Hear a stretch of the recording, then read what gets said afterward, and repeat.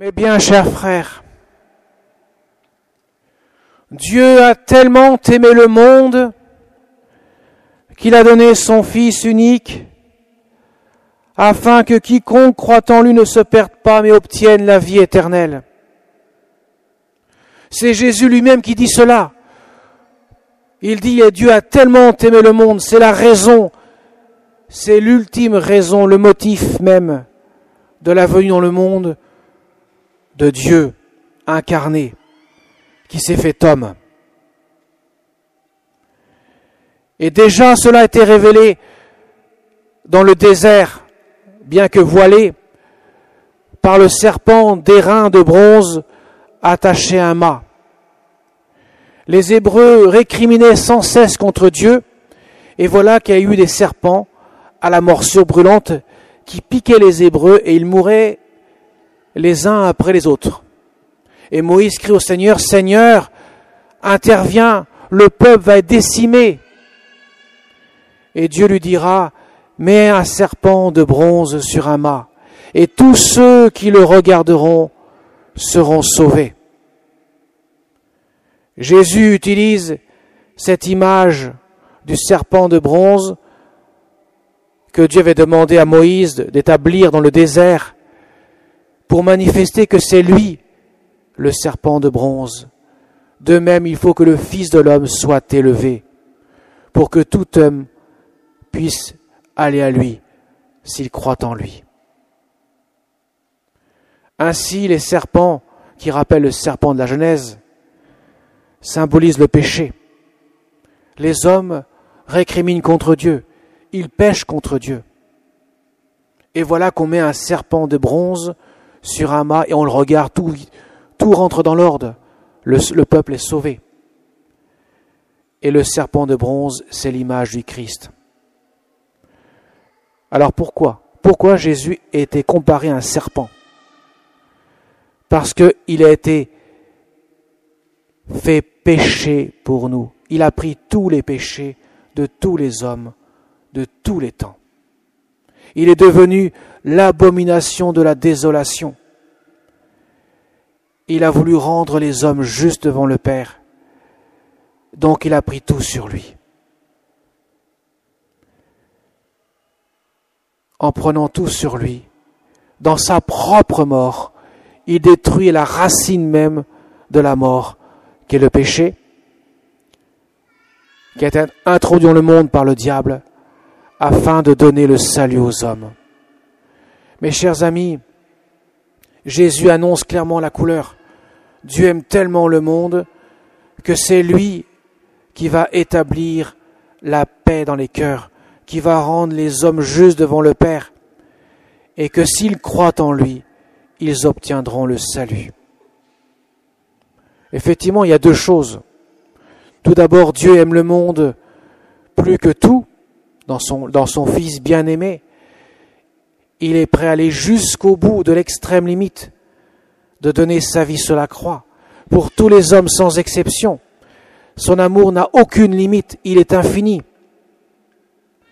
Mais cependant, cela ne sera effectif, efficace, que pour ceux qui accueilleront le salut. Parce que Dieu respecte chacun et que l'amour demande une réponse libre de chacun. Dieu ne peut contraindre quelqu'un à accueillir son amour. Il demeure libre devant ce mystère. Jésus nous demande d'embrasser cet amour. Il manifeste avec une clarté saisissante qu'il ne sera jamais rebuté par aucune souffrance. Il ira jusqu'au bout du sacrifice du don de lui-même pour que nous puissions ainsi hériter du royaume de Dieu. Et il manifeste clairement que celui qui croit en lui, celui qui accueille le salut, il vient à la lumière, il va vers lui. Mais celui qui ne l'accueille pas le salut, il reste dans l'ombre, il se cache de la lumière. Car la lumière, c'est le Christ. Il vient éclairer les cœurs.